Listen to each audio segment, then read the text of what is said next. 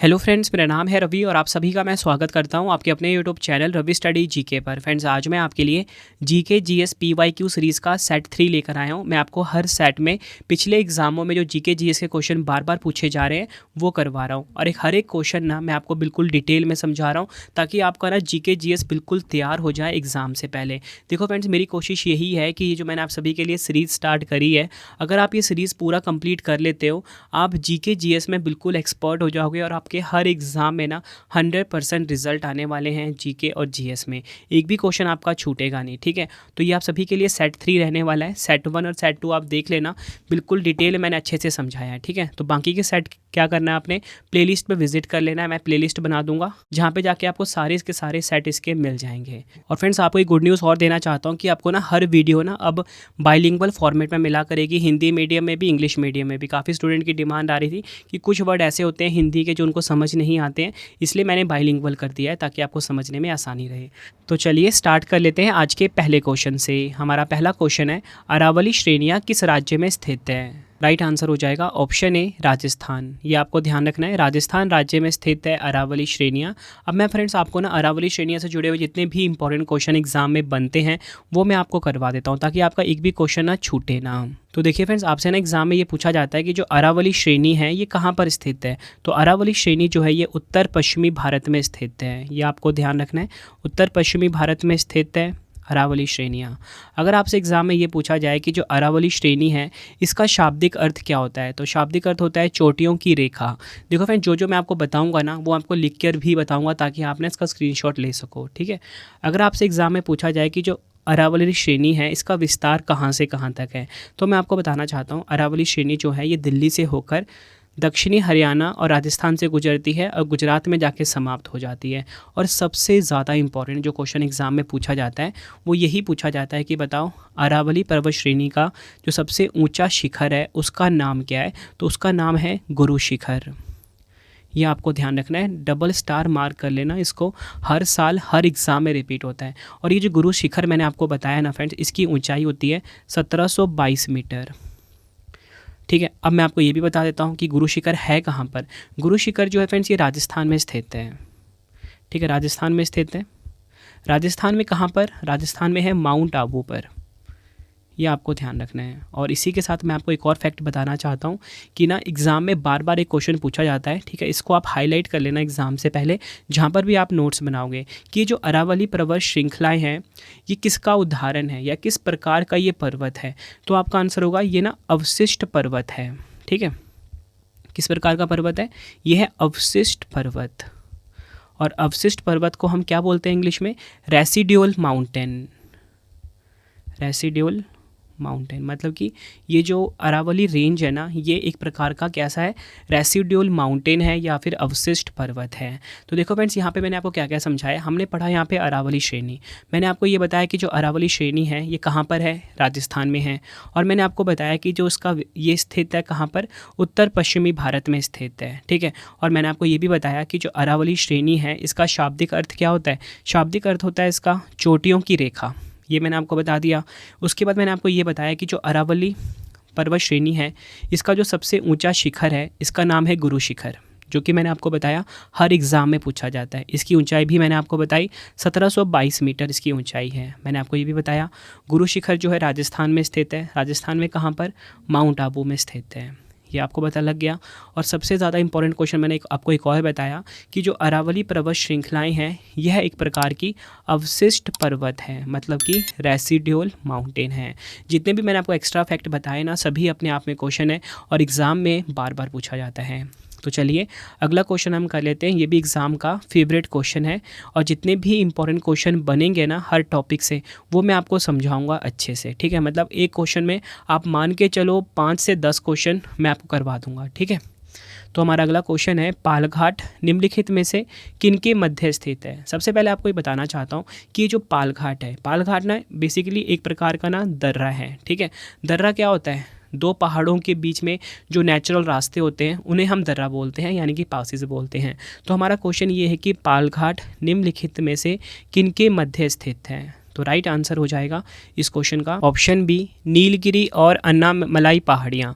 नीलगिरी पहाड़ी और अन्नामलाई पहाड़ियाँ जो हैं इसके बीच में स्थित है पालघाट दर्रा। इसको आप डबल स्टार मार्क कर लीजिए। एग्जाम में बार बार पूछा जाता है कि बताओ ये जो पालघाट दर्रा है किन पहाड़ियों के बीच में स्थित है। आप बोलोगे नीलगिरी और अन्नामलाई पहाड़ियों के बीच। आई होप आपको ये तो पता लग गया। अब देखिए फ्रेंड्स, यहाँ पे बात हुई है पालघाट दर्रा की। हम ना पालघाट दर्रा को अच्छे से समझ लेते हैं, ठीक है, ताकि आपका ना कोई भी क्वेश्चन ना इससे छूटे ना। डेफिनेशन में आपको बता चुका हूँ कि जो पालघाट दर्रा है यानी कि जो पालघाट पासिस है, ठीक है, तो इसमें जो दर्रा वर्ड आया है ना, इसके बारे में मैंने आपको बताया कि जो दो पहाड़ियाँ होती हैं, पहाड़ों के बीच में जो आवागमन के लिए जो नेचुरल रास्ते होते हैं उनको हम दर्रा बोलते हैं। अब देखिए, आपसे एग्ज़ाम में पता क्या पूछा जाता है? आपसे एग्ज़ाम में ये पूछा जाता है कि बताओ, ये क्वेश्चन एग्ज़ाम में कई बार पूछा भी गया है कि जो पालघाट दर्रा है ये किन दो राज्यों को आपस में जोड़ता है। ध्यान से सुनना, किन दो राज्यों को आपस में जोड़ता है? तो ये जोड़ता है तमिलनाडु और केरल को। ऊपर मैंने आपको क्या बताया था, किन दो पहाड़ियों को जोड़ता है, तो उसका आंसर क्या था हमारा? नीलगिरी पहाड़ी और अन्नामलाई पहाड़ी। तो यहाँ पे आ गया किन दो राज्यों को जोड़ता है। हर साल एग्ज़ाम में रिपीट होता है, तमिलनाडु और केरल को जोड़ता है पालघाट दर्रा। अगर आपसे एग्ज़ाम में पूछ ले कि किन दो शहरों को जोड़ता है, ठीक है, राज्य की तो बात कर ली, तमिलनाडु और केरल को जोड़ता है, तो आपसे पूछा जाएगा किन दो शहरों को जोड़ता है, तो आपका आंसर होगा कोयम्बटूर। ठीक है, यहाँ पे लिख देता हूँ, कोयम्बटूर शहर किसका है? कोयम्बटूर शहर है तमिलनाडु का और पलक्कड़ शहर केरल का, इसको जोड़ता है आपस में। मैं यहाँ पे लिख देता हूँ आपके लिए। तो फ्रेंड्स, यहाँ पे मैंने आपके लिख दिया है कि जो कोयम्बटूर शहर है तमिलनाडु का और जो पलक्कड़ शहर है केरल का, इसे जोड़ता है पालघाट दर्रा। ठीक है, और आपको मैं इसके साथ एक और क्वेश्चन बताना चाहता हूँ कि जो पालघाट दर्रा है, जिसे कि पलक्कड़ दर्रा भी बोला जाता है, ये केरल राज्य का ना सबसे बड़ा दर्रा है। ठीक है, केरल राज्य का सबसे बड़ा दर्रा है। और इसी के साथ एक और क्वेश्चन पूछा जाता है एग्ज़ाम में कि बताओ कि केरल का प्रवेश, ठीक है, केरल का प्रवेश द्वार किस राज्य को कहा जाता है? तो केरल का जो प्रवेश द्वार है वो कहा जाता है किसे? पालघाट दर्रा को। ठीक है, आई होप आपको ये चीज़ भी समझ में आ गई होगी। और आपको बताना चाहता हूँ कि जो पालघाट दर्रा है ना, ये दक्षिण पश्चिमी भारत में स्थित पश्चिमी घाट का एक दर्रा है। ठीक है, आई होप आपको ये चीज़ पता लग गई। तो आपने यहाँ पे देखा कि इस क्वेश्चन में हमें कितना कुछ सीखने को मिला कि जो पालघाट दर्रा है ये नीलगिरी पहाड़ी और अन्नामलाई पहाड़ी को जोड़ता है। साथ में अगर हम दो राज्यों की बात करते हैं तो तमिलनाडु और केरल को जोड़ता है।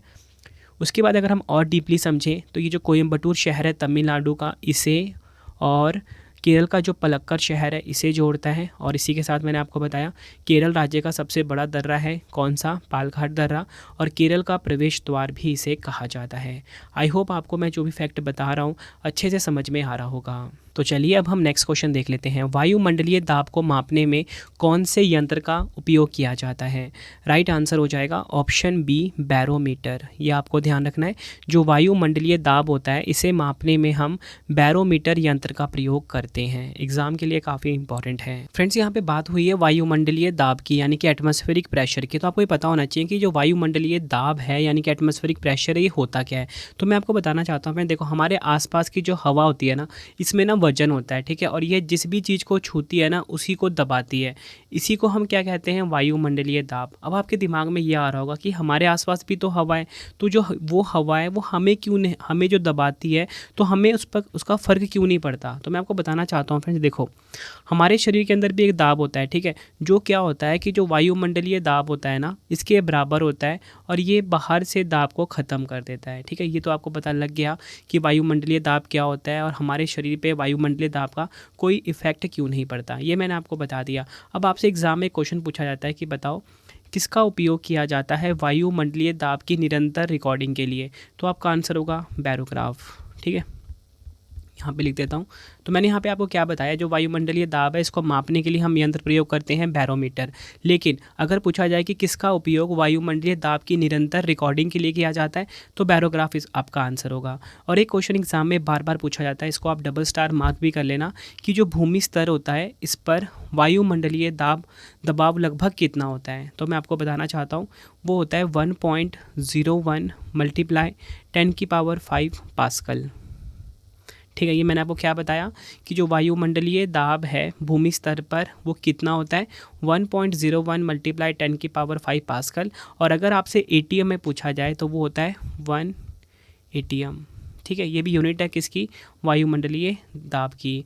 और अगर आपसे पूछ लिए कि बताओ, एक और वैल्यू होती है इसकी 1 kgf सेंटीमीटर स्क्वायर। ठीक है, तो ये तीनों में से कुछ भी आपको दे सकता है कि बताओ वायुमंडलीय दाब जो होता है भूमि स्तर पर कितना होता है। एग्जाम में कभी कभी आपको 1.01 मल्टीप्लाई 10⁵ पास्कल दे देंगे, या 1 ATM दे देंगे, या दे देंगे 1 kgf, ठीक है, डिवाइड बाय सेंटीमीटर स्क्वायर। ठीक है, ये आपको ध्यान रखना है। नेक्स्ट है हमारा क्वेश्चन, यदि किसी राज्य की विधानसभा का अध्यक्ष पद त्यागना चाहे तो वह अपना त्यागपत्र किसे देगा। राइट आंसर हो जाएगा ऑप्शन सी, उपाध्यक्ष को। इस क्वेश्चन में ये बोला गया है कि कोई भी राज्य है उसकी जो विधानसभा है, उस विधानसभा का जो अध्यक्ष है, अगर वो रिज़ाइन करना चाहे तो अपना त्यागपत्र किसे देगा। तो आपका आंसर क्या होगा, वो उपाध्यक्ष को देगा। ये आपको ध्यान रखना है। फ्रेंड्स, यहाँ पे बात हुई है राज्य की विधानसभा के बारे में। ठीक है, तो सबसे पहले तो आपसे एग्जाम में यही पूछा जाता है कि जो राज्य की विधानसभा होती है इसका कार्यकाल कितना होता है। तो इसका कार्यकाल होता है फ्रेंड्स 5 वर्षों का। ठीक है, ये आपको ध्यान रखना है। और अगर आपसे एग्जाम में ये पूछा जाए कि राज्य विधानसभा का सदस्य बनने के लिए व्यक्ति की न्यूनतम आयु कितनी होनी चाहिए, तो व्यक्ति की जो न्यूनतम आयु होनी चाहिए वो होनी चाहिए 25 वर्ष। ये आपको ध्यान रखना है। और ऊपर मैंने आपको क्या बताया कि राज्य विधानसभा कार्यकाल कितना होता है, 5 वर्ष का कार्यकाल होता है। और इसी के साथ अगर आपसे एग्जाम में पूछा जाए कि जो राज्य की विधानसभा होता है इसे कौन भंग कर सकता है, तो उस राज्य का जो राज्यपाल होगा वो भंग कर सकता है। और आपसे एग्जाम में फ्रेंड्स एक क्वेश्चन और भी पूछा जाता है कि बताओ, काफ़ी बार एग्जाम में पूछा गया है कि राज्य विधानसभा में जो अधिकतम सदस्य होते हैं वो कितने होने चाहिए। अधिकतम सदस्य होते हैं कितने, 500, और न्यूनतम सदस्य कम से कम कितने होने चाहिए, 60। ये आपको ध्यान रखना है। काफ़ी बार एग्जाम में क्वेश्चन पूछा गया है। और इसी के साथ अगर आपसे पूछा जाए कि कौन सा राज्य है भारत में जो विधानसभा के सदस्यों की संख्या के मामले में सबसे ज़्यादा है, तो आपका आंसर क्या होगा, उत्तर प्रदेश। ठीक है, उत्तर प्रदेश है। उत्तर प्रदेश में कितने हैं, 403 विधानसभा सदस्य हैं। ये आपको ध्यान रखना है। और इसी के साथ अगर आपसे एग्ज़ाम में ये पूछा जाए कि बताओ सबसे कम, तो सबसे कम है पुडुचेरी में। ठीक है, पुडुचेरी में सबसे कम है। फ्रेंड, जितना भी आपको बता रहा हूँ ना एक्स्ट्रा फैक्ट, यहाँ पे मैं लिख दूंगा। ठीक है, अभी आपके सामने। तो पुडुचेरी में सबसे कम है, कितने हैं, 30 हैं। आई होप आपको ये भी चीज़ समझ में आ गई होगी। और आपसे अगर एग्ज़ाम में ये पूछा जाए कि बताओ विधानसभा का जो प्रत्येक सदस्य होता है ये कम से कम कितनी जनसंख्या का प्रतिनिधित्व करते हैं, 75,000। ये आपको ध्यान रखना है। और इसी के साथ आपको बताना चाहता हूँ विधानसभा की जो गणपूर्ति होती है यानी कि कोरम होती है उसकी कुल संख्या कितना हिस्सा होता है, 1/10 होता है। और एक और क्वेश्चन आपको बता देता हूँ जो कि एग्जाम में आपसे पूछा जाता है। आपसे ये पूछा जाता है कि राज्य विधानसभा का गठन संविधान के किस अनुच्छेद के तहत किया गया है। तो आपका आंसर होगा अनुच्छेद कितना, 170। एक और क्वेश्चन करवा देता हूँ, भारतीय संविधान का कौन सा अनुच्छेद राज्य में विधान परिषद का प्रावधान करता है, अनुच्छेद 171। ये आपको ध्यान रखना है। तो फ्रेंड, जितने भी फैक्ट मैंने आपको बताए ना, एक बार फटाफट से यहाँ पे आपके लिए लिख देता हूँ ताकि आपको ना नोट्स बनाने में इजी रहे और आप इसका स्क्रीनशॉट ले सको। सबसे पहले तो मैंने आपको यही करवाया यहाँ पे राज्य विधानसभा का कार्यकाल।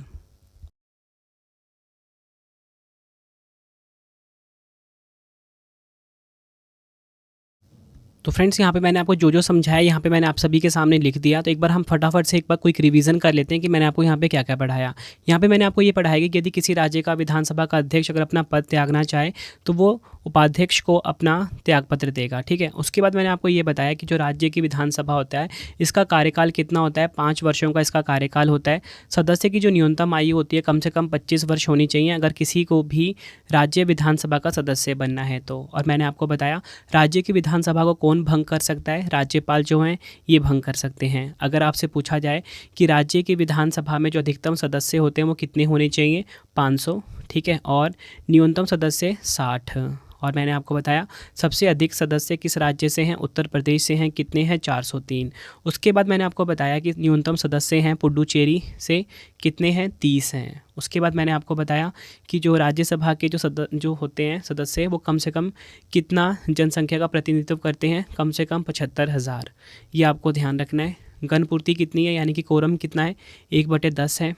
गठन किस अनुच्छेद में बताया गया, 170 में बताया गया। और प्रावधान किस में है, अनुच्छेद 171 में। आई होप आपको जो मैंने कंसेप्ट बताए अच्छे से समझ में आ गए हैं। तो चलिए अब हम नेक्स्ट क्वेश्चन देख लेते हैं। एग्ज़ाम का मोस्ट फेवरेट क्वेश्चन है ये भी। इंडिया विंस फ्रीडम पुस्तक किसकी आत्मकथा है। बात यहाँ पे ये हो रही है कि जो इंडिया विंस फ्रीडम है ये किसकी ऑटोबायोग्राफी है, तो राइट आंसर हो जाएगा ऑप्शन सी, मौलाना अब्दुल कलाम आज़ाद। फ्रेंड्स आप सभी ने ना ये जो मौलाना अब्दुल कलाम आज़ाद है इनका नाम काफ़ी बार सुना होगा। कैसे सुना होगा, देखिए फ्रेंड्स, इनके नाम पर, ठीक है, जैसे ही मौलाना अब्दुल कलाम आज़ाद है, हम ना राष्ट्रीय शिक्षा दिवस मनाते हैं। ठीक है, राष्ट्रीय शिक्षा दिवस मनाते हैं, वो क्यों मनाते हैं, क्योंकि इस दिन ना मौलाना अब्दुल कलाम की जयंती होती है। और आपको बताना चाहता हूँ कि 11, यहाँ पे लिख देता हूँ, 11 नवंबर को हम हर साल क्या मनाते हैं, राष्ट्रीय शिक्षा दिवस। ठीक है, पहले मैं आपको बता देता हूँ जो जो इंपॉर्टेंट पॉइंट आपको मैं बताना चाहता हूँ, उसके बाद मैं लिख दूंगा और उसके बाद आप उसका स्क्रीनशॉट ले लेना। ठीक है, मैंने आपको बताया कि 11 नवंबर को ना हम मनाते हैं राष्ट्रीय शिक्षा दिवस। क्यों मनाते हैं, मौलाना अब्दुल कलाम की जयंती होती है। ठीक है, और इसी के साथ आपसे ना एग्ज़ाम में पूछा जाता है कि बताओ हमारे देश के जो पहले शिक्षा मंत्री थे वो कौन थे। तो हमारे देश के पहले शिक्षा मंत्री कौन थे, मौलाना अब्दुल कलाम आज़ाद। ठीक है, ये आपको ध्यान रखना है। और इसी के साथ अगर आपसे एग्ज़ाम में ये पूछा जाए कि बताओ कि मौलाना अब्दुल कलाम आज़ाद पुरस्कार, ठीक है, आप सभी को पता है ना कि मौलाना अब्दुल कलाम आज़ाद पुरस्कार होता है जिसे कि हम शॉर्ट में क्या बोलते हैं, माँ का पुरस्कार भी बोलते हैं, माँ का पुरस्कार भी बोलते हैं। तो ये किससे संबंधित है, तो मैं आपको बताना चाहता हूँ खेलों में भारतीय विश्वविद्यालयों के प्रदर्शन से संबंधित है। ठीक है, मैं यह लिख देता हूँ, खेलों में जो भारतीय विश्वविद्यालय होते हैं, ठीक है, भारतीय विश्वविद्यालय होते हैं, उनके प्रदर्शन से संबंधित है माँ का पुरस्कार। और आपको बताना चाहता हूँ, आपसे एग्ज़ाम में क्वेश्चन पूछ लिया जाता है, इन्हीं से जुड़ा हुआ है मौलाना अब्दुल कलाम आज़ाद से, कि बताओ कि भारतीय राष्ट्रीय कांग्रेस के अध्यक्ष बनने वाले सबसे कम आयु के व्यक्ति कौन थे। तो आपका आंसर होगा मौलाना अब्दुल कलाम आज़ाद। ठीक है, ये मौलाना अब्दुल कलाम आज़ाद, ठीक है, 35 वर्ष की आयु में बने थे ये। ठीक है, भारतीय राष्ट्रीय कांग्रेस के अध्यक्ष कब बने थे, 1923 में बने थे। जो जो मैं यहाँ पे एक्स्ट्रा फैक्ट लिख रहा हूँ ना, सभी आपके एग्ज़ाम के लिए इंपॉर्टेंट है। तो मैं फटाफट से आपको मैं रिवाइज़ करवा देता हूँ कि मैंने यहाँ पे आपको क्या क्या पढ़ाया।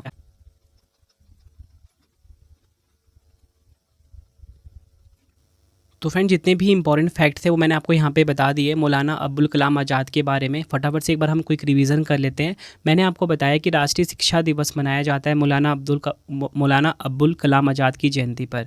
कब मनाया जाता है, 11 नवंबर को। ठीक है, पहला शिक्षा मंत्री थे ये हमारे देश के, कौन, मौलाना अब्दुल कलाम आज़ाद। आपको बताना चाहता हूँ माँ का ट्रॉफ़ी इनके नाम पर दिया जाता है। ठीक है, जिसका फुल फॉर्म क्या होता है, मौलाना अब्दुल कलाम आज़ाद ट्रॉफ़ी या पुरस्कार। ठीक है, खेलों में भारतीय विश्वविद्यालय के प्रदर्शन, ठीक है, पर बेस्ड होता है यह पुरस्कार। उसके बाद मैंने आपको बताया भारतीय राष्ट्रीय कांग्रेस के अध्यक्ष बनने वाले सबसे कम आयु के व्यक्ति कौन थे, मौलाना अब्दुल कलाम आज़ाद। कब बने थे ये, 1923 में, 35 वर्ष की आयु में। आई होप आपको सारे फैक्ट अच्छे से पता लग गए जो मैंने आपको बताया। आप इसका स्क्रीनशॉट भी ले सकते हो। ठीक है, तो चलिए अब हम नेक्स्ट क्वेश्चन देख लेते हैं। ईरानी ट्रॉफ़ी किस खेल से संबंधित है। ईरानी ट्रॉफ़ी की बात हो रही है और आप सभी को पता है कि ईरानी ट्रॉफ़ी जो है ये क्रिकेट खेल से संबंधित है। तो राइट आंसर हो जाता है ऑप्शन डी, क्रिकेट खेल से संबंधित है ईरानी ट्रॉफ़ी। फ्रेंड्स ये जो हमारा क्वेश्चन है ना, इस क्वेश्चन में आपको मैं दो चीज़ें समझाने वाला हूँ। सबसे पहले तो आपको मैं जो क्रिकेट है इससे जुड़े हुए कुछ इंपॉर्टेंट क्वेश्चन करवाऊंगा और उसके बाद क्रिकेट से जुड़े हुए जितनी भी ट्रॉफ़ी होती है, जैसे यहाँ पे ईरानी ट्रॉफ़ी वाला क्वेश्चन आया हुआ था ना, तो ट्रॉफ़ी से जुड़े हुए क्वेश्चन एग्जाम में बार बार पूछे जाते हैं। तो मैं आपको ट्रॉफ़ी से संबंधित जितने भी इंपॉर्टेंट क्वेश्चन होते हैं ना वो भी करवाने वाला हूँ। तो सबसे पहले आपको मैं ये बताता हूँ, आपसे जो एग्जाम में क्वेश्चन पूछा जाता है क्रिकेट से जुड़ा हुआ, कि क्रिकेट खेल की शुरुआत किस देश में हुई थी।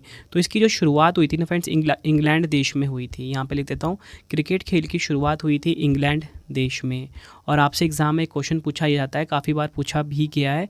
तो एग्ज़ाम में पूछा जाता है कि बताओ कि जो अंतर्राष्ट्रीय क्रिकेट में जो मानक क्रिकेट गेंद होती है इसकी औसत परिधि, यानी कि जो सरकमफेरेंस होता है ना क्रिकेट गेंद का, ठीक है, सरकमफेरेंस पूछा गया है। ये जो आउटर, जो ये जो इसका आउटर होता है ना, इसी को सरकमफेरेंस बोलते हैं। इसकी लंबाई कितनी होती है, तो ये होती है 8.81 इंच से लेके 9 इंच के बीच। आई होप आपको ये भी पता लग गया होगा। और आपसे अगर एग्ज़ाम में पूछा जाता है कि एक मैच के दौरान मैदान पर प्रत्येक क्रिकेट टीम के कितने खिलाड़ी खेलते हैं, 11 खिलाड़ी, ये भी आपको पता लग गया होगा। अब देखिए फ्रेंड्स, हमारी बात हुई है ट्रॉफ़ी की, तो ट्रॉफ़ी से जुड़े हुए जितने भी इंपॉर्टेंट क्वेश्चन बनते हैं वो आपको मैं करवा देता हूँ। ठीक है, यहाँ पर मैं आपके सामने लिख भी देता हूँ। सबसे पहले आपको बता देता हूँ मैं, तो फ्रेंड्स आपसे एग्जाम में पूछा जाता है कि बताओ जो एशेज कप होता है ये किस खेल से संबंधित है। तो आपका आंसर होगा एशेज खेल संबंधित है क्रिकेट खेल से।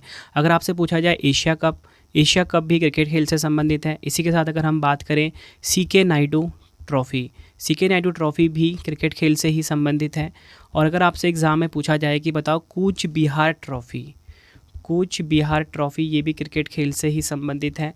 अगर आपसे पूछा जाए कि बताओ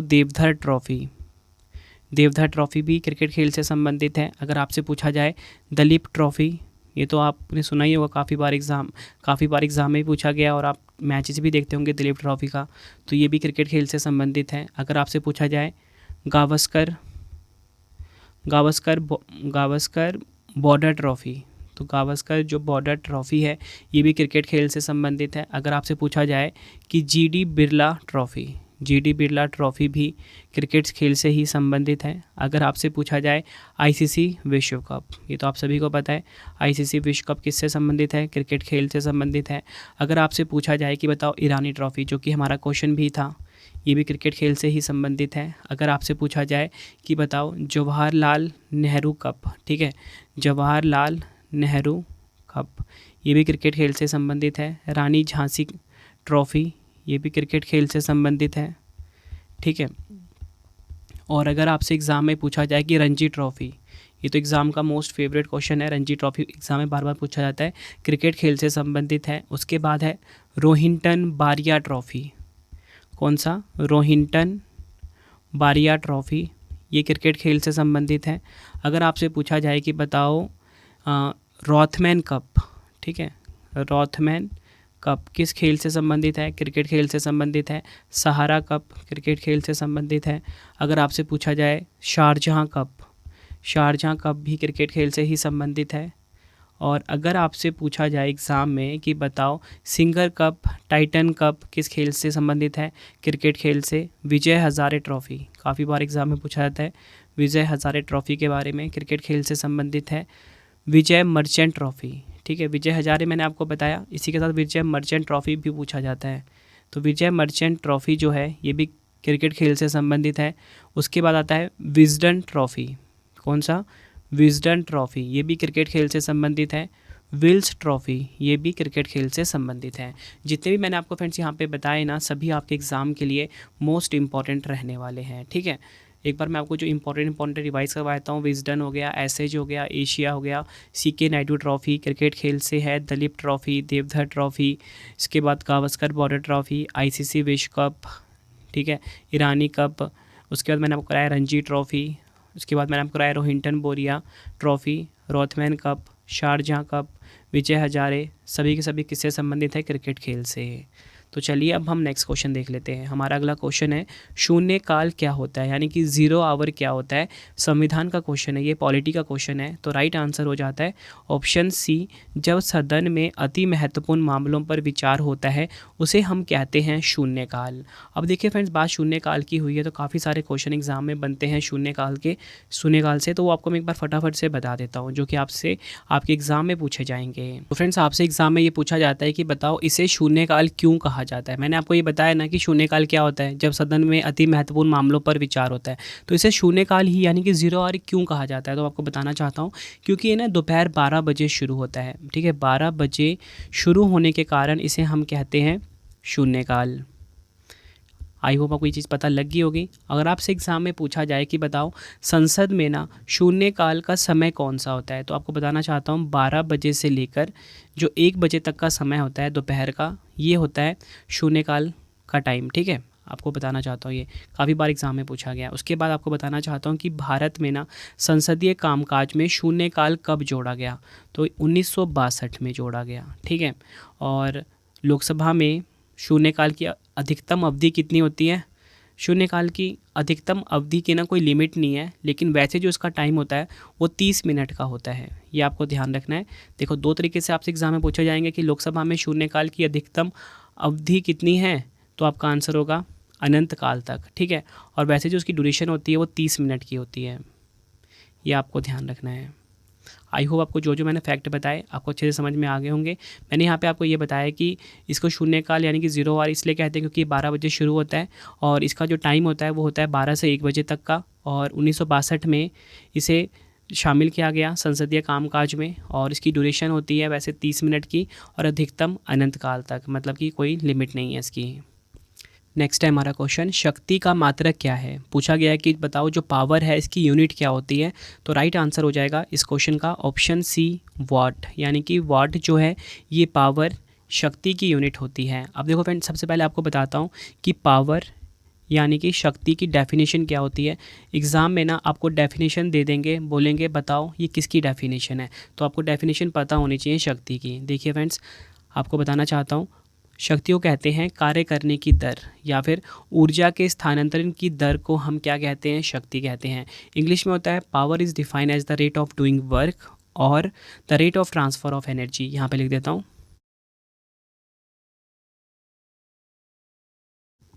तो फ्रेंड्स, मैंने आप सभी के लिए यहाँ पे डेफिनेशन लिख दिया है पावर का यानी कि शक्ति का। क्या लिखा है मैंने, शक्ति को कार्य करने की दर या ऊर्जा के स्थानांतरण की दर के रूप में परिभाषित किया जाता है। इंग्लिश में मैंने आपको बताया power is defined as the rate of doing work और the rate of transfer of energy. ये तो बात हो गई पावर की डेफिनेशन। अब देखिए फ्रेंड्स, एग्ज़ाम में जो क्वेश्चन पूछा जाता है पावर से जुड़ा हुआ यानी कि शक्ति से जुड़ा हुआ, वो मैं आपको करवा देता हूँ। ठीक है, काफ़ी ज़्यादा हेल्प करेंगे आपके एग्ज़ाम में। ठीक है, तो सबसे पहले आपको ये पता होना चाहिए जो एसआई इकाई है, एसआई इकाई है पावर की, वो क्या होती है, वो होती है वॉट। ठीक है, जो कि हमारा क्वेश्चन भी था, लेकिन इसका सिंबल आपसे एग्ज़ाम में पूछा जाता है। इसका सिंबल होता है डब्ल्यू, कैपिटल में डब्ल्यू, ये इसकी सिंबल की बात हो गई। और आपसे एग्ज़ाम में पूछा जाता है कि बताओ एक अश्व शक्ति, क्या बोला मैंने आपको, एक अश्व शक्ति किसके बराबर होता है। अश्व शक्ति को हम ना इंग्लिश में बोलते हैं हॉर्स पावर। तो हमसे पूछा गया है बताओ, यहाँ पे शक्ति मैंने गलत लिख दिया शायद, हाँ तो ठीक है। तो आपसे एग्ज़ाम में पूछा जाएगा बताओ एक अश्व शक्ति यानी कि एक जो हॉर्स पावर होता है वो किसके बराबर होता है। काफ़ी बार एग्ज़ाम में पूछा गया है, आप बोलोगे 746 वाट के बराबर होता है। यहाँ पे मैंने आपके लिख दिया। और अगर आपसे पूछा जाए कि बताओ शक्तियों की जो इकाई होती है, ठीक है, वो क्या क्या होती है। देखो, यानी पावर की जो इकाई होती है कौन कौन सी होती है। एक तो मैंने आपको बताया ऊपर, ठीक है, क्या होता है, हॉर्स पावर। नेक्स्ट है हमारा क्वेश्चन, सूर्य से पृथ्वी की दूरी कितनी है। डिस्टेंस पूछा गया है अर्थ और सन के बीच में। तो राइट आंसर हो जाएगा ऑप्शन सी, 150 मिलियन किलोमीटर। ये आपको ध्यान रखना है। और आपको पता होना चाहिए कि जो 1 मिलियन होता है ना, वो किसके बराबर होता है, 10 लाख के बराबर होता है। ठीक है, ये आपको पता होना चाहिए। तो मैंने आपको बताया कि सूर्य से जो पृथ्वी की दूरी है 150 मिलियन किलोमीटर है। अब देखिए फ्रेंड्स, ये जो दूरी की बात हो रही है ना, एक दूरी होती है, देखो दो सिचुएशन आती है जब सूर्य जो होता है ना, सूर्य के पृथ्वी बहुत करीब होता है, और एक सिचुएशन ऐसी आती है जब पृथ्वी होता है ना, ये सूर्य से दूर होता है। तो इन दोनों सिचुएशन को क्या कहा जाता है, एग्जाम में पूछा जाता है। देखिए फ्रेंड्स, पहली सिचुएशन क्या होगी, पृथ्वी सूर्य से सबसे अधिक दूरी पर होता है। ठीक है, दो सिचुएशन बताई मैंने आपको, दूरी वाली और पास वाली। पहले हम पढ़ रहे हैं पृथ्वी सूर्य से सबसे अधिक दूरी पर होता है। कब होता है ये आपको पता होना चाहिए, 4 जुलाई को। आपसे एग्जाम में पूछा जाएगा बताओ कि जो पृथ्वी है सूर्य से सबसे अधिक दूरी पर कब होता है, 4 जुलाई को होता है। और आपसे पूछा जाएगा बताओ इस सिचुएशन को क्या बोलते हैं। इस सिचुएशन को हम बोलते हैं अपहेलियन। यहाँ पे देता हूँ, अपहेलियन बोला जाता है इसको।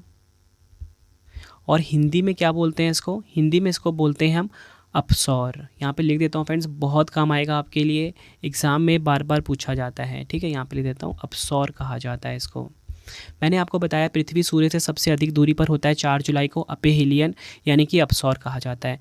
दूसरी सिचुएशन कब आती है, जब पृथ्वी सूर्य के सबसे नज़दीक होता है। यहाँ पे लिख देता हूँ। तो फ्रेंड्स, पृथ्वी सूर्य से सबसे नज़दीक कब होता है, ये होता है 3 जनवरी को। कब, 3 जनवरी को। और इस स्थिति को हम क्या बोलते हैं, पेरिहीलियन। क्या बोलते हैं, इंग्लिश में बोलते हैं हम पेरिहीलियन। ठीक है, वैसे आपको ना हिंदी में भी पता होना चाहिए और इंग्लिश में भी पता होना चाहिए। कभी कभी एग्जामिनर क्या करता है, इंग्लिश वाले वर्ड को ही, जैसे मैं लिख रहा हूँ ना, इसको हिंदी में लिख कर दे देता है। तो आपको हिंदी इंग्लिश दोनों में पता होना चाहिए। पेरिहीलियन बोलते हैं या फिर हिंदी में क्या बोलेंगे, उपसौर बोलेंगे। ठीक है, ध्यान से समझना है, उपसौर बोलेंगे। ऊपर मैंने आपको अपसॉर करवाया था। आई होप आपको ये पता लग गया कंसेप्ट जो मैंने आपको बताया, ठीक है। एक बार फटाफट से मैं आपको रिवाइज़ करवा देता हूँ। मैंने आपको क्या पढ़ाया? मैंने आपको ये पढ़ाया सूर्य से पृथ्वी की दूरी होती है 150 मिलियन किलोमीटर, ठीक है। फिर मैंने आपको बताया कि जो 1 मिलियन होता है 10 लाख के बराबर होता है। फिर मैंने आपको यहाँ पे 2 सिचुएशन समझाई। एक सिचुएशन समझाई कि पृथ्वी सूर्य से सबसे अधिक दूरी पर कब होता है। तो दूरी पर मैंने आपको बताया कि 4 जुलाई को होता है। इस सिचुएशन को, ये जो दूरी वाली सिचुएशन है, इसे हम अपहेलियन कहते हैं, हिंदी में बोलते हैं अपसौर। फिर मैंने आपको सेकंड सिचुएशन बताई कि जब पृथ्वी सूर्य से सबसे नज़दीक होता है, तो मैंने बताया ये कब होता है? 3 जनवरी को होता है। एग्ज़ाम में डेट पूछा जाता है आपसे। फिर पूछेंगे बताओ इस सिचुएशन को क्या बोलते हैं? इस सिचुएशन को हम पेरिहीलियन यानी कि उपसौर बोलते हैं। काफ़ी इंपॉर्टेंट कंसेप्ट था ये, और एक क्वेश्चन में मैंने आपको 4 से 5 क्वेश्चन करवा दिए, सभी आपके एग्ज़ाम के लिए काफ़ी इंपॉर्टेंट थे। तो चलिए अब हम नेक्स्ट क्वेश्चन देख लेते हैं। नेक्स्ट है हमारा क्वेश्चन, जब दिन और रात की अवधि बराबर होती है तो सूर्य की किरणें सीधी कहाँ पर पड़ती है? बताया ये गया है इस क्वेश्चन में। इस क्वेश्चन में ये पूछा गया है, बताओ कि जब दिन और रात बराबर होते हैं यानी कि day and night are equal, where do the sun's rays fall directly? तो राइट आंसर हो जाएगा ऑप्शन बी, भूमध्य रेखा पर, जिसे कि हम इक्वेटर भी बोलते हैं, विषुवत रेखा भी बोलते हैं। आई होप आपको ये चीज़ पता लग गई, ठीक है। अब देखिए फ्रेंड्स, कुछ क्वेश्चन बनते हैं, कुछ कंसेप्ट बनते हैं इससे जुड़े हुए, वो मैं आपको करवा देता हूँ। सबसे पहले आपको तो यही समझना है कि जब सूर्य ना पृथ्वी की भूमध्य रेखा के ठीक ऊपर होता है, यहाँ भूमध्य रेखा की बात हो रही है यानी कि इक्वेटर के ठीक ऊपर होता है, तो दिन और रात की अवधि बराबर होती है। ये मैंने आपको बता दिया। अब देखिए, आपसे एग्ज़ाम में पूछा जाएगा कि इस घटना को हम क्या बोलते हैं? तो इस घटना को हम बोलते हैं विषुव। एग्ज़ाम में डायरेक्टली पूछा जाता है, और इंग्लिश में क्या बोलेंगे इसको? इक्विनॉक्स बोलेंगे। तो आपसे एग्ज़ाम में पूछा जाता है कि बताओ जब सूर्य पृथ्वी की भूमध्य रेखा के ठीक ऊपर होता है और दिन और रात की अवधि के बराबर होने की प्रक्रिया को क्या बोला जाता है? आप बोलोगे विषुव यानी कि इक्विनॉक्स बोला जाता है। और सबसे ज़्यादा इम्पॉर्टेंट जो मैं आपको अभी बताने लगा हूँ, ये जो स्थिति होती है ये वर्ष में 2 बार होती है। कब कब होती है? 21 मार्च को होती है, ठीक है। और कब होती है? और होती है 23 सितंबर को। डबल स्टार मार्क कर लेना इसको, मैं हाईलाइट भी कर देता हूँ। आपसे एग्ज़ाम में पूछा जाएगा बताओ कि वह कौन सी तिथि है, आपको ऑप्शन में दे देंगे, ठीक है। ज़रूरी नहीं कि दोनों आपको इकट्ठे दें, दोनों में से कोई एक भी दे सकते हैं या दोनों भी दे सकते हैं कि किस तिथि को दिन और रात जो होते हैं वो बराबर होते हैं। आप बोलोगे 21 मार्च, ठीक है। और 21 मार्च नहीं दिया होगा तो 23 सितंबर दिया होगा, नहीं तो दोनों भी आपको दे सकते हैं। आई होप आपको ये पता लग गया। और अगर आपसे एग्ज़ाम में पूछा जाए बताओ कि संपूर्ण पृथ्वी कब बराबर दिन और रात अनुभव करती है, तो आपका आंसर होगा विषुव के दिन, यानी कि इक्विनॉक्स डे के दिन, ठीक है।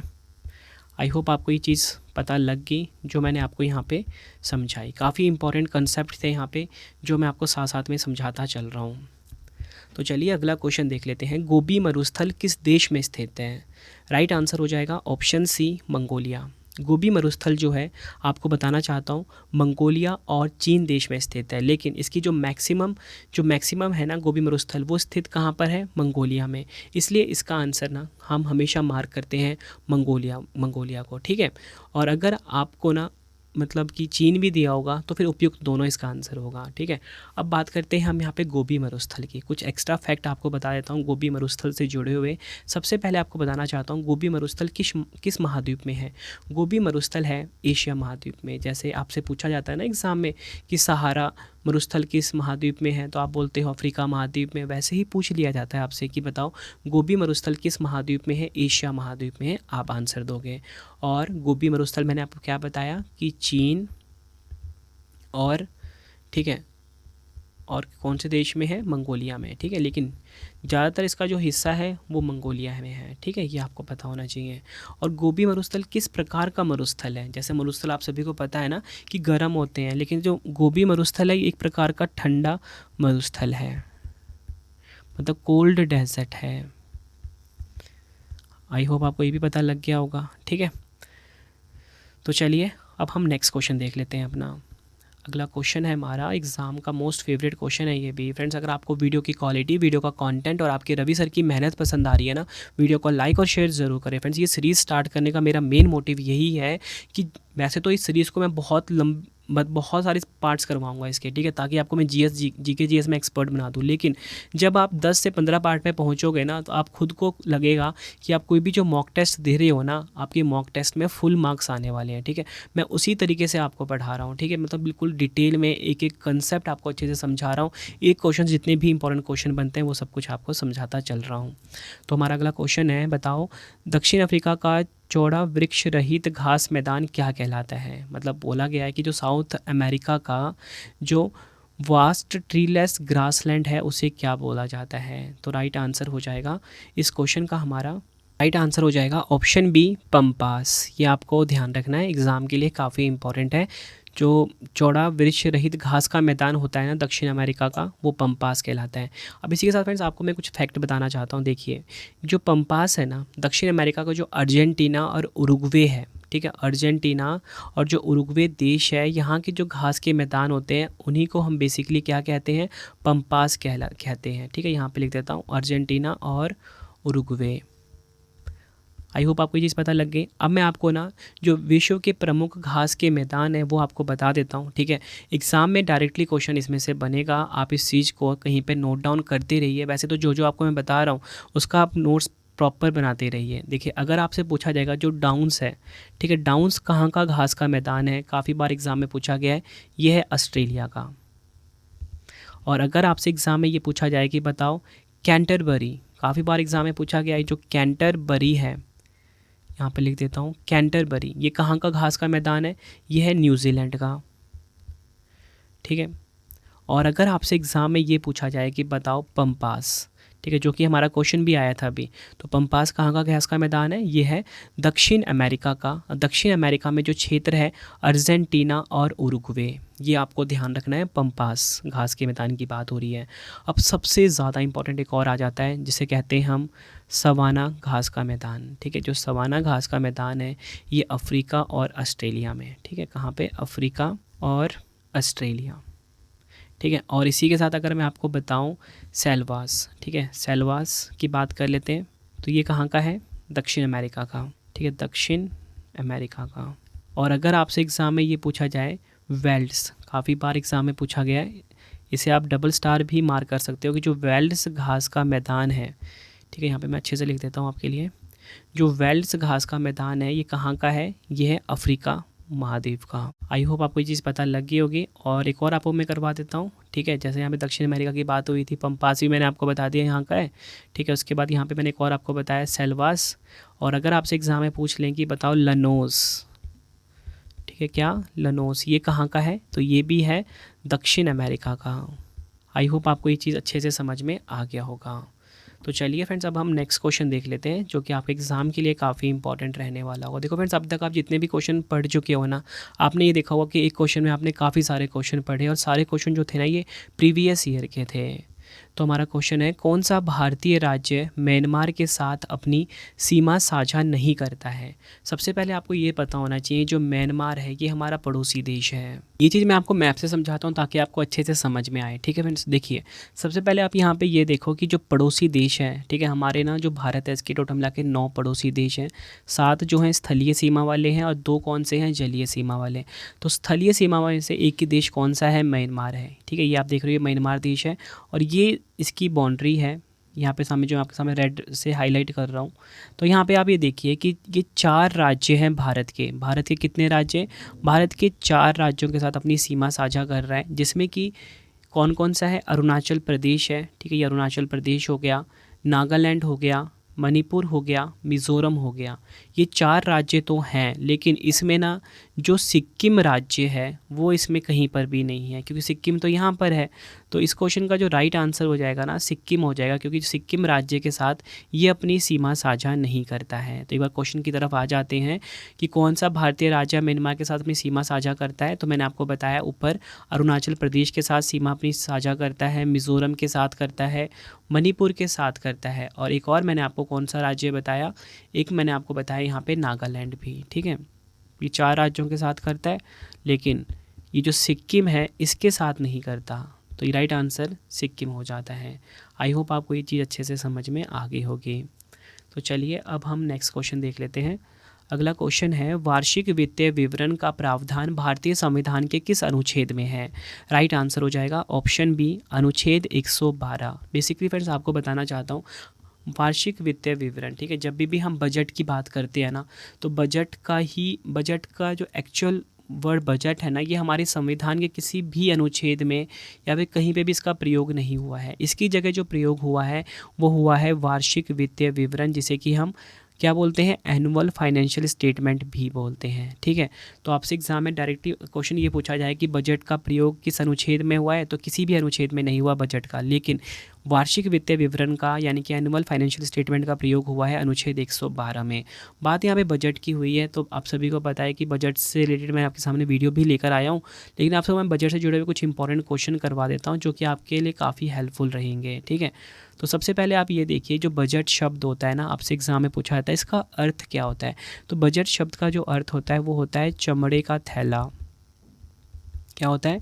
चमड़े का थैला होता है। और अगर आपसे एग्ज़ाम में ये पूछा जाए कि भारत में जो पहला बजट है ये कब पेश किया गया था, 1860 में पहला बजट पेश किया गया था। किसके द्वारा पेश किया गया था? जो ईस्ट इंडिया कंपनी का जेम्स विल्सन था, ठीक है, इसके द्वारा पेश किया गया था। और अगर आपसे एग्ज़ाम में पूछा जाए कि भारत में जो बजट प्रणाली की शुरुआत है किस वाइसरॉय के कार्यकाल के दौरान हुई थी? लॉर्ड कैनिंग जो था इसके कार्यकाल में। और अगर आपसे एग्ज़ाम में ये पूछ लें, बताओ कि जो मैं आपको बताने लगा, एग्ज़ाम में कई बार पूछा गया है कि किस वर्ष के बजट को भारत का काला बजट भी कहा जाता है, तो आपका आंसर होगा जो 1973-74 का बजट था ना, इसे ब्लैक बजट यानी कि काला बजट भी कहा जाता है। और एक क्वेश्चन आपसे एग्ज़ाम में ये पूछा जाता है कि भारत का जो केंद्रीय बजट है और रेलवे बजट है इसका कब विलय हुआ? 2016 में। आई होप आपको सारे के सारे फैक्ट आपको अच्छे से पता लग रहे होंगे। एक और क्वेश्चन करवा देता हूँ, स्वतंत्र भारत का पहला बजट किसने पेश किया? आर.के. शनमुखम चेट्टी ने। ठीक है, आर.के. शनमुखम चेट्टी जो थे, इन्होंने भारत का पहला बजट जो है ये पेश किया था। इतने सारे फैक्ट मैंने आपको बताए बजट से जुड़े हुए हैं। सारे के सारे पॉइंट जो मैंने आपको बताए हैं ना, सभी आपके एग्ज़ाम के लिए काफ़ी इंपॉर्टेंट है। कम से कम आप वीडियो को 2 बार ज़रूर देखना ताकि आपको अच्छे से हर एक फैक्ट पता लग जाए। अगला क्वेश्चन है हमारा, निम्नलिखित नदियों में से कौन सा अपने भ्रंश घाटी प्रभाव के लिए प्रसिद्ध है? देखो फ्रेंड्स, यहाँ पे ये नहीं पूछा गया कि कौन सी नदी भ्रंश घाटी से निकलती है, लेकिन यहाँ पे ये पूछा गया है कौन सी नदी जो है इनमें से अपने भ्रंश घाटी प्रभाव यानी कि रिफ्ट वैली इफ़ेक्ट के लिए प्रसिद्ध है। अब आपको सबसे पहले मैं बताता हूँ कि ये भ्रंश घाटी यानी कि रिफ्ट वैली क्या होता है। देखिए फ्रेंड्स, जो भ्रंश घाटी होती है यानी कि रिफ्ट वैली होती है ना, एक तराई का क्षेत्र होता है जो तब बनता है जब पृथ्वी की जो टेक्टोनिक प्लेटें होती हैं ना, ये अलग हो जाती हैं या टूट जाती हैं। मैं आपको फिर से बता देता हूँ कि जो भ्रंश घाटी होता है ना, एक तराई का क्षेत्र होता है, और ये कब बनता है? जब टेक्टोनिक प्लेटें होती हैं, अलग हो जाती हैं या टूट जाती हैं। ये तो आपको पता लग गया, ठीक है। और ये सबसे ख़ास बात क्या होती है, जो भ्रंश घाटी होती है ना, ये समुद्र में भी होती है, मतलब कि ओशन में भी होती है। यहाँ पे लिख देता हूँ आपके लिए मैं कि ये जो भ्रंश घाटी है ये समुद्र में भी होती है, ठीक है, समुद्र में भी होती है, और कहाँ पर होती है? भूमि पर भी होती है। डेफिनेशन भी मैंने आपको बता दिया। अब आपसे एग्ज़ाम में पूछा जाता है कि जो भारत की जो 3 नदियाँ हैं, मुख्यतः भारत की जो 3 नदियाँ हैं ना, ये भ्रंश घाटी से होकर बहती हैं। कौन कौन सी होती है? दामोदर, नर्मदा और ताप्ती। अब हमारे इस क्वेश्चन का आंसर देख लीजिए पहले आप। क्वेश्चन ये था कि निम्नलिखित नदियों में से कौन सा अपने भ्रंश घाटी प्रभाव के लिए प्रसिद्ध है, रिफ्ट वैली इफेक्ट के लिए प्रसिद्ध है? आंसर हो जाता है ऑप्शन बी, दामोदर नदी। ये आपको ध्यान रखना है, ठीक है। मैंने आपको ये बता दिया कि 3 नदियां हैं, कौन कौन सी? दामोदर, नर्मदा, अब ताप्ती। एग्ज़ाम में कोई भी एक नदी इनमें से उठा लेंगे, इन तीनों में से पूछेंगे बताओ निम्न में से कौन सी नदी ऐसी है जो कि भ्रंश घाटी से होकर बहती है, रिफ्ट वैली से होकर बहती है। तो कभी कभी नर्मदा दे देते हैं, कभी कभी ताप्ती दे देते हैं, कभी कभी दामोदर दे देते हैं। ज़्यादातर आपको नर्मदा और ताप्ती नदी ही मिलता है। अब मैं आपको बताना चाहता हूँ कि ये जो भ्रंश घाटी है इसकी मैंने आपको डेफिनेशन तो बताई, ठीक है, लेकिन ये किसके कारण बनती है, ठीक है। तो आपको बताना चाहता हूँ जो विवर्तनिक बल होते हैं यानी कि टेक्टोनिक फोर्स होते हैं, यहाँ पे लिख देता हूँ, जो विवर्तनिक बल होता है यानी टेक्टोनिक फोर्स होता है, इसके कारण भ्रंश घाटी का निर्माण होता है। आई होप आपको हर एक पॉइंट पता लग गए जो मैंने आपको यहाँ पे बताए, सभी पिछले एग्जामों में पूछे गए हैं। तो चलिए अगला क्वेश्चन हम देख लेते हैं।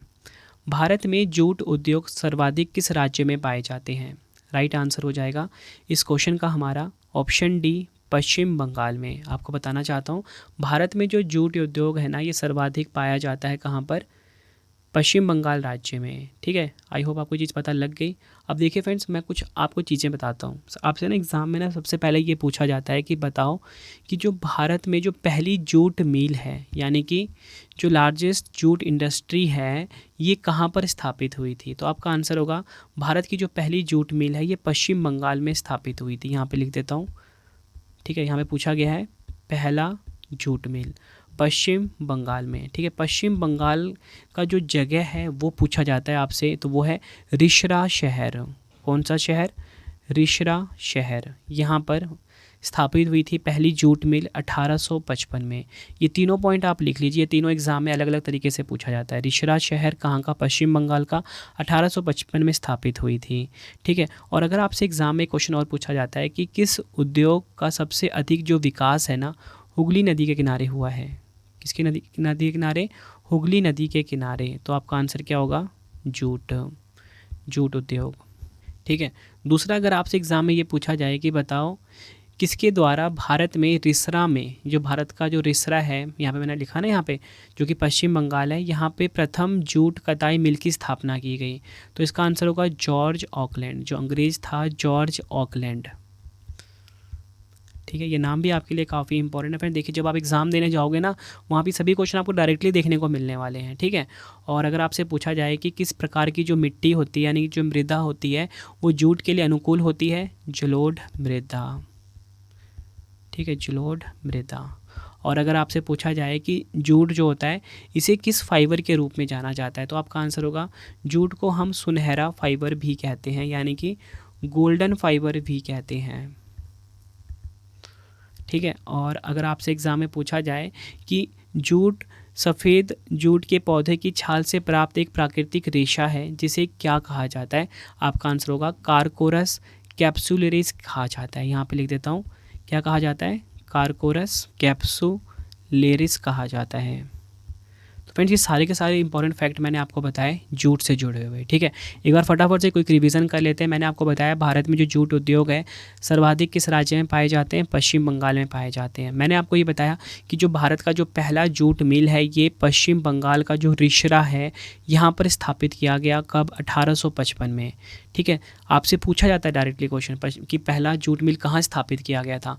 आपको राज्य नहीं देंगे, कभी कभी राज्य दे देंगे, कभी कभी नहीं देंगे, आपको दे देंगे जगह का नाम, रिसरा, 1855 में। ठीक है, किस नदी के किनारे जूट उद्योग का? तो पश्चिम बंगाल की जो हुगली नदी है इसके किनारे आपको बताना चाहता हूँ जूट उद्योग का सबसे अधिक विकास हुआ। ठीक है, आपसे पूछा जाएगा कि बताओ कि ये जो भारत का जो पहला जूट मिल था पश्चिम बंगाल के रिसरा में स्थापित हुआ। ठीक है, तो ये मतलब कि किसके द्वारा हुआ? ठीक है, तो आपका आंसर होगा जॉर्ज ऑकलैंड के द्वारा हुआ। सबसे अच्छी मिट्टी कौन सी होती है? जलोढ़ मिट्टी है, सबसे अच्छी होती है जूट उद्योग के लिए। ठीक है, और आपसे पूछा जाता है कि बताओ किसे गोल्डन फाइबर यानी कि सुनहरा फाइबर के नाम से भी जाना जाता है? आपका आंसर क्या होगा? जूट को। आई होप आपको ये सभी के सभी फैक्ट पता लग गए। और अगर आपसे पूछा जाए कि सफ़ेद जूट के पौधों की छाल से प्राप्त एक प्राकृतिक रेशा जिसे कि जूट कहते हैं, उसे क्या कहा जाता है? कार्कोरस कैप्सुलरिस। ये सभी फैक्ट आपको ध्यान रखने हैं। नेक्स्ट क्वेश्चन करवाने से पहले आपको बताना चाहता हूँ फ्रेंड्स, मेरी डेली करंट अफेयर क्लास भी चलती है जिसका नाम है करंट अफेयर्स बाय रवि। ठीक है, current affairs by Ravi YouTube channel पे जाके आप मेरी डेली करंट अफेयर क्लास ले सकते हो। सुबह 5 बजे वीडियो आती है। और सबसे खास बात क्या है कि फ्रेंड्स बिल्कुल डिटेल में करंट अफेयर पढ़ाया जाता है, क्योंकि आप सभी को पता है कि एग्जाम में करंट अफेयर के काफ़ी सारे क्वेश्चन आते हैं। तो आपकी काफ़ी ज़्यादा हेल्प मिलेगी आपको current affairs by Ravi YouTube channel पर, इसे जाके आप ज़रूर सब्सक्राइब करिए। अगला क्वेश्चन कर लेते हैं, काफ़ी इंपॉर्टेंट है ये भी। बायोगैस में मुख्यतः कौन सी गैस होती है?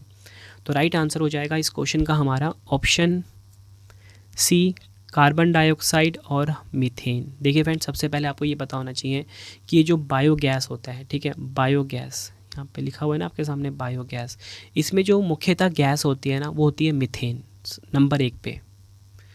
जो कि 50% से ज़्यादा होता है। दूसरे नंबर पे कार्बन डाइऑक्साइड आता है। ये चीज़ आपको कंपोजिशन आपको पता होना चाहिए, क्योंकि एग्जाम में ना डायरेक्टली पता क्या पूछा जाता है कि बताओ बायोगैस में सबसे ज़्यादा गैस कौन सी होती है। क्योंकि यहाँ पे तो 2 ऑप्शन दे रखे थे आपको, डबल डबल वाला आंसर था, मीथेन और कार्बन डाइऑक्साइड। लेकिन अगर अलग अलग दें तो आपको ये पता होना चाहिए कि मीथेन सबसे ज़्यादा होता है बायोगैस में, ठीक है। अब देखिए फ्रेंड्स, ये जो बायोगैस होता है ना, बायोगैस का काम बेसिकली जो यूज़ करते हैं ये कुकिंग पर्पस के लिए यूज़ होता है, ठीक है। और मैंने आपको ये बताया कि जो बायोगैस होता है इसमें मीथेन होता है, कार्बन डाइऑक्साइड होता है। एक बार ना मैं ना कंपोजिशन लिख देता हूँ इसकी, बायोगैस की, मतलब इसके घटक जो होते हैं वो लिख देता हूँ, जो कि एग्ज़ाम में डायरेक्टली पूछे जाते हैं। देखिए फ्रेंड्स, सबसे पहले हम बात करें मीथेन की। मीथेन जो होता है ये होता है 45% से लेके 75% तक, जो कि सबसे ज़्यादा होता है बायोगैस में। इसके बाद फिर दूसरे नंबर पे आता है कार्बन डाइऑक्साइड, जिसका फार्मूला क्या होता है, CO2 होता है। ये कितना होता है, 25 से 50% के बीच में होता है, ठीक है। और इसके बाद अगर हम बात करें, तीसरा आता है हाइड्रोजन सल्फाइड, जिसका फार्मूला क्या होता है, H2S। चौथा जो घटक होता है फ्रेंड्स वो क्या होता है, वो होता है सिलिकॉन होता है, ठीक है। ये आपको ध्यान रखना है। मतलब बेसिकली आपको 3 ही पता होना चाहिए ज़्यादातर, मीथेन, कार्बन डाइऑक्साइड और H2S, जिसे कि हाइड्रोजन सल्फाइड बोला जाता है। यहाँ पे आपके लिए लिख भी देता हूँ, ठीक है। ये चीज़ तो बेसिक सी चीज़ हो गई। अगर आपसे एग्ज़ाम में पूछा जाए कि बताओ ये जो बायोगैस का उत्पादन होता है ये बायोमास से कैसे किया जाता है। देखो फ्रेंड्स, ये जो बायोगैस होता है ना, इसका जो उत्पादन होता है, जो प्रोडक्शन होता है वो बायोमास से होता है। ये आपको ध्यान रखना है। एग्ज़ाम में पूछा जाएगा कि जो बायोगैस का उत्पादन कैसे होता है, बायोमास से होता है। तो पूछा जाएगा कि कैसे किया जाता है, प्रोसेस का नाम पूछा जाता है, उसको हम बोलते हैं एनारोबिक फर्मेंटेशन, ठीक है। एनएरोबिक, यहाँ पे लिख देता हूँ, एनएरोबिक फर्मेंटेशन। और अगर हम हिंदी में बोलें कि इसे हिंदी में हम क्या बोलते हैं, तो हिंदी में बोलते हैं इसको अवायवीय किण्वन। आई होप आपको ये चीज़ समझ में आ गई होगी, ठीक है, कि बायोमास से बनता है ये बायोगैस, ठीक है। और बायोगैस में क्या क्या होता है, सबसे ज़्यादा मीथेन होता है, फिर कार्बन डाइऑक्साइड आता है। और ये किस प्रोसेस के द्वारा बनता है, एनारोबिक फर्मेंटेशन, जिसे कि अवायवीय किण्वन कहते हैं हिंदी में। आई होप आपको ये पता लग गया होगा। और एक और क्वेश्चन हम करंट से अगर रिलेट करें तो मैं आपको बताना चाहता हूँ, एशिया का जो सबसे बड़ा जो कंप्रेस्ड बायोगैस संयंत्र है इसका उद्घाटन पंजाब में हुआ है, ठीक है। ये भी आपको ध्यान रखना है। तो चलिए अगला क्वेश्चन हम देख लेते हैं। विश्व में हरित क्रांति के जनक कौन कहलाए जाते हैं। बात हो रही है यहाँ पे विश्व में, तो आपको बताना चाहता हूँ, आंसर हो जाएगा option A, Norman E Borlaug, ठीक है। नॉर्मन ई बोरलॉग जो हैं ये विश्व में हरित क्रांति यानी कि ग्रीन रेवोल्यूशन के जनक कहलाते हैं। भारत में अगर हम बात करते हैं तो MS स्वामीनाथन कहलाते हैं। दोनों आपको ध्यान रखने हैं, ठीक है। अब मैं आपको बताता हूँ हरित क्रांति क्या होता है। देखो फ्रेंड्स, हरित क्रांति एग्ज़ाम में काफ़ी सारे क्वेश्चन इससे बनते हैं। तो अगर आपसे एग्ज़ाम में सबसे पहले तो यही पूछा जाएगा कि बताओ जो हरित क्रांति है ये किससे संबंधित है। तो जो हरित क्रांति है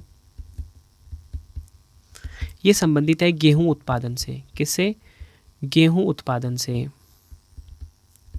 पहला क्वेश्चन यही एग्जाम में पूछा जाएगा, किससे उससे संबंधित है। ऑप्शन में चावल दे देंगे, मक्का दे देंगे, तो बट आपका आंसर होगा गेहूं उत्पादन से संबंधित है। और MS स्वामीनाथन को भारत में हरित क्रांति का जनक माना जाता है। किसे, MS स्वामीनाथन को, ठीक है। और अगर आपसे एग्ज़ाम में ये पूछा जाए कि बताओ ये जो HYV है, HYV बीज है, इसे किसने विकसित किया था। तो इसे विकसित किया था प्रोफेसर नॉर्मन ई बोरलॉग ने, ठीक है, जिन्हें कि विश्व में हरित क्रांति का जनक माना जाता है। इन्होंने HYV बीज जो है, ठीक है, ये विकसित किया था। ये आपको ध्यान रखना है। और अगर आपसे एग्ज़ाम में पूछा जाए कि बताओ ये जो हरित क्रांति शब्द है यानी कि जो ग्रीन रेवोल्यूशन शब्द है ये किसने दिया, इसका प्रयोग सर्वप्रथम किसने किया, विलियम गॉड ने किया। यहाँ पर लिख देता हूँ, विलियम गॉड ने किया, ठीक है। आई होप आपको चीज़ पता लग गई होगी। और आपको बताना चाहता हूँ जो हरित क्रांति है ये 1965 में शुरू हुआ, ठीक है, जिसमें कि गेहूं उत्पादन में ये सबसे ज़्यादा उपयोगी साबित हुआ। और पंजाब का जो पंजाब हरियाणा उत्तर प्रदेश राज्य है यहाँ पे बेसिकली शुरू हुआ था 1965 में। आई होप आपको सारे के सारे फैक्ट अच्छे से पता लग गए। एक बार फटाफट से कोई रिवीजन करवा देता हूँ। मैंने आपको बताया कि विश्व में जो हरित क्रांति के जनक हैं नॉर्मन ई बोरलॉग कहलाते हैं और भारत में MS स्वामीनाथन कहलाते हैं। ठीक है, दोनों क्वेश्चन एग्जाम में पूछे जाते हैं। मैंने आपको बताया गेहूँ उत्पादन से संबंधित है हरित क्रांति। मैंने आपको यहाँ पे ये बताया MS स्वामीनाथन भारत में हरित क्रांति के जनक कहलाते हैं। और अगर हम बात करें ये जो HYV बीज है इसका उत्पादन किसने किया, नॉर्मन ई बोरलॉग ने। ठीक है, ये मैंने आपको बताया ना यहाँ पे। और आपको बताना चाहता हूँ हरित क्रांति शब्द का जो सबसे पहला प्रयोग है विलियम गॉड ने किया था। ठीक है, ये आपको पता लग गया। और मैंने आपको बताया कि जो हरित क्रांति है 1965 में शुरू हुआ भारत में और गेहूं उत्पादन के लिए काफ़ी ज़्यादा उपयोगी साबित हुआ और पंजाब, हरियाणा, उत्तर प्रदेश में शुरू हुआ हरित क्रांति। तो चलिए अगला क्वेश्चन हम देख लेते हैं। निम्न में से कौन सा 12वीं पंचवर्षीय योजना का कार्यकाल है? तो राइट आंसर हो जाएगा इस क्वेश्चन का हमारा ऑप्शन बी 2012 से 2017 जो है ये 12वीं पंचवर्षीय योजना का कार्यकाल है, यानी कि जो 12th 5 ईयर प्लान है ना इसका कार्यकाल है। अगर हम बात करें फ्रेंड्स पंचवर्षीय योजना की, आपको बताना चाहता हूँ फ्रेंड्स ये जो 12वीं पंचवर्षीय योजना है ना ये आखिरी पंचवर्षीय योजना है। ठीक है, और यही आपसे पूछ लिया कि बताओ इसके कार्यकाल कितना था 2012 से 2017। तो आपको ना जितने भी पंचवर्षीय योजना है ना इनका एक बार आपको मैं कार्यकाल बता देता हूँ, एग्जाम में डायरेक्टली क्वेश्चन यहाँ से बनता है। अगर हम बात करें फ्रेंड्स ये जो पहली पंचवर्षीय योजना है एग्जाम में कई बार पूछा गया है, ये 1951 से 1956 इसकी अवधि है। अगर हम बात करें दूसरी पंचवर्षीय योजना की तो दूसरी पंचवर्षीय योजना जो है इसका कार्यकाल है 1956 से लेकर 61 तक। जो तीसरी पंचवर्षीय योजना है फ्रेंड इसका जो कार्यकाल है वो है 1961 से, यहाँ पे ले देता हूँ, 1961 से लेके 1966 तक। अगर हम बात करें चौथी पंचवर्षीय योजना, तो चौथी पंचवर्षीय योजना का जो कार्यकाल है वो है 1969 से लेके 74 तक। अगर हम बात करें पाँचवीं पंचवर्षीय योजना की, ठीक है, जो पाँचवीं पंचवर्षीय योजना है वो है 1974 से लेके 1978 तक। छठी पंचवर्षीय योजना की बात कर लेते हैं। छठी पंचवर्षीय योजना है 1980 से लेके 85 तक। और इसी के साथ अगर हम बात करें सातवीं पंचवर्षीय योजना की, ठीक है, सातवीं पंचवर्षीय योजना की, तो इसका कार्यकाल है 1974 से लेके सातवीं का है 1985 से लेके 1990 तक। ठीक है, और अगर हम बात करें ये जो आठवीं पंचवर्षीय योजना है, ठीक है, कौन सी आठवीं पंचवर्षीय योजना, इसका है 1992 से लेके 1997 तक। और अगर हम बात करें नौवीं पंचवर्षीय योजना की, तो जो नौवीं पंचवर्षीय योजना है ये है 1997 से लेके 2002 तक। और अगर हम बात करें 10वीं पंचवर्षीय योजना की तो उसका कार्यकाल है कितना है 2002 से लेके 2007 तक। और अगर हम बात करें 11वीं पंचवर्षीय योजना की, कौन सी 11वीं, तो 11वीं पंचवर्षीय योजना का कार्यकाल कितना है 2007 से 2012। ठीक है, और 12वीं का कितना बताया मैंने आपको 2012 से 2017। ये एग्ज़ाम में डायरेक्टली पूछा जाता है। पहला वाला काफ़ी इंपॉर्टेंट है और आखिरी वाला काफ़ी इंपॉर्टेंट है। तो चलिए अब हम नेक्स्ट क्वेश्चन देख लेते हैं। हमारा नेक्स्ट क्वेश्चन है शरीर में अतिरिक्त ग्लूकोज ग्लाइकोजोन में परिवर्तित होकर कहाँ पर भंडारित होता है? राइट आंसर हो जाएगा इस क्वेश्चन का हमारा ऑप्शन बी यकृत में, यानी कि लीवर में। इस क्वेश्चन में ये पूछा गया था कि जो हमारे शरीर में जो अतिरिक्त ग्लूकोज होता है, यानी कि जो एक्सेस वाला ग्लूकोज होता है, वो ग्लाइकोजोन में कन्वर्ट होकर कहाँ पर स्टोर होता है? तो आपका आंसर होगा लीवर में स्टोर होता है। आई होप आपको इस क्वेश्चन का आंसर क्लियर हो गया होगा। बात यहाँ पे लीवर की हुई है तो मैं आपको बताना चाहता हूँ। देखो फ्रेंड्स, ये जो लीवर होता है ना, ये मानव शरीर की सबसे बड़ी ग्रंथि होती है। क्या होती है? मानव शरीर की सबसे बड़ी ग्रंथि, सबसे बड़ी ग्रंथि होती है ये। और अगर आपसे एग्जाम में ये पूछा जाए कि बताओ मानव यकृत का भार कितना होता है, मानव यकृत का भार जो होता है 1.2 किलोग्राम से 1.5 किलोग्राम के बीच में होता है। ठीक है, और अगर आपसे एग्जाम में ये पूछा जाए कि इसका पीएच कितना होता है, पीएच होता है 7.5 से लेके 8.5 तक। ये सारे क्वेश्चन पूछे गए हैं एग्जाम में यकृत से जुड़े हुए। ठीक है, आपसे पूछा जाता है कि बताओ कि जो हेपेटाइटिस और पीलिया रोग होता है, कौन सा? हेपेटाइटिस और पीलिया रोग, ये किस अंग को प्रभावित करता है? ये करता है यकृत को प्रभावित। और अगर आपसे पूछा जाए यकृत से संबंधित अध्ययन को क्या कहा जाता है, यानी कि यकृत के अध्ययन को क्या कहा जाता है? हेपेटोलॉजी कहा जाता है। ये काफ़ी बार एग्जाम में पूछा गया है, हेपेटोलॉजी। ठीक है, एक क्वेश्चन काफ़ी इंपॉर्टेंट है, वो भी आपको बताया तो एसएससी में काफ़ी बार पूछा गया है। जो कुफर कोशिकाएं होती हैं, कौन सी कोशिकाएं? कुफर कोशिकाएं। कुफर कोशिकाएं, ठीक है। कुफर कोशिकाएं कहाँ पाई जाती हैं? ये पाई जाती हैं यकृत में। ये फैक्ट आपको ध्यान रखना है, एग्जाम में कई बार पूछा गया है। तो फ्रेंड्स, ये आपको मैंने मोस्ट इंपॉर्टेंट 20 क्वेश्चन करवाए फुल डिटेल में। अब आपके लिए 2 क्वेश्चन का टेस्ट आ गया है, जिसका आंसर आप सभी ने कमेंट बॉक्स में देना है। तो पहला क्वेश्चन है आपके लिए कि ईरानी ट्रॉफी किस खेल से संबंधित है? 4 ऑप्शन है आपके पास। दूसरा क्वेश्चन है गोबी मरुस्थल किस देश में स्थित है? 4 ऑप्शन है, आंसर आपने कमेंट बॉक्स में देना है।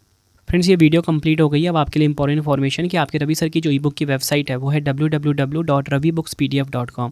यहाँ पे आपको हमारी हर सब्जेक्ट की ई बुक मिल जाती है। करंट अफेयर्स की जो अर्धवार्षिक की है, polity, history, geography, all subject की ई बुक मिल जाती है। कम टाइम में आप किसी भी एग्जाम की तैयारी कर सकते हो हमारी ई बुक के द्वारा। मोबाइल एप्लीकेशन है रवि स्टडी जीके, इसे भी आप जरूर इंस्टॉल कर लें अपने फ़ोन में। ठीक है, यहाँ पे आप फ्री टेस्ट में जाके डेली करंट अफेयर का टेस्ट लगा सकते हो। ठीक है फ्रेंड्स, एप्लीकेशन जरूर इंस्टॉल करना, बहुत कुछ हम नया लॉन्च करने वाले हैं एप्लीकेशन के ऊपर। ठीक है, ई बुक के बारे में आपको बता चुका हूँ, डेली करंट अफेयर के बारे में मैं आपको बता चुका हूँ। यहाँ पे जाके आप डेली करंट अफेयर क्लास मुझसे ले सकते हो। बेस्ट क्वालिटी का करंट अफेयर्स पढ़ाया जाता है हर एग्जाम के लिए। अब आप जीके जीएस और करंट अफेयर में एक्सपर्ट होने वाले हो बहुत ही कम टाइम में। वीडियो कैसी लगी आप ज़रूर बताना कमेंट बॉक्स में। तो चलिए फ्रेंड्स, अब हम मिलते हैं आप सभी से नेक्स्ट वीडियो में। Thank you and wish you all the best.